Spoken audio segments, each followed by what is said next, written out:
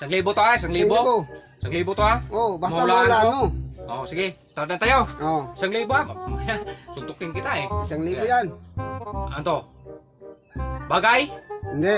Tao? Pwede. Hayop? Pwede. Pagkain? Pwede. Sayop? Kambing? Hindi. Baka? Hindi. Tumatakbo ba tong hayop na to?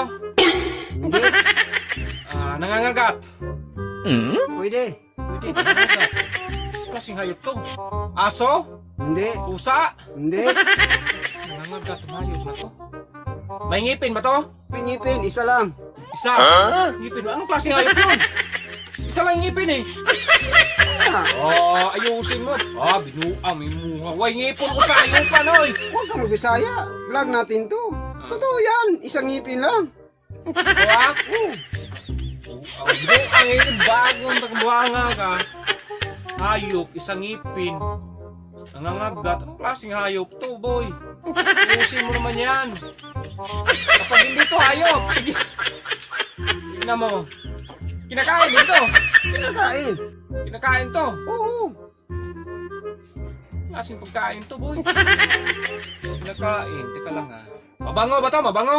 Mabango pag hinugasan. Hinugasan. Hinugasan. Bakit kapag hindi hinugasan? Ano ba? Mabaho.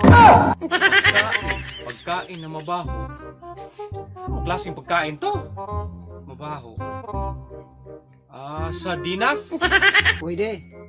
Pwede. Bagoong, ganon? Oo, pwede. Yung amoy niya.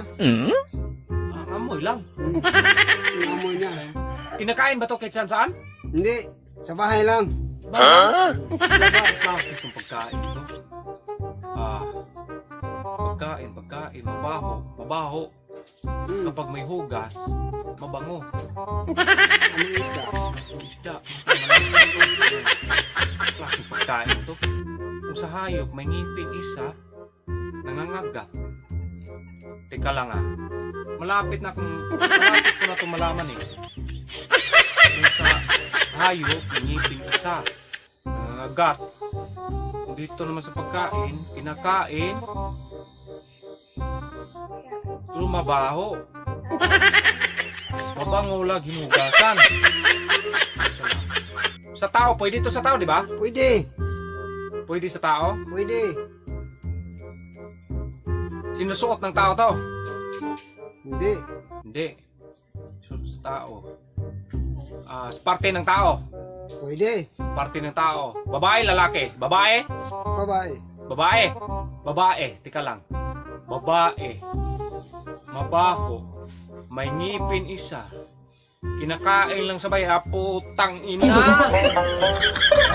Sabi ko na po yung buto.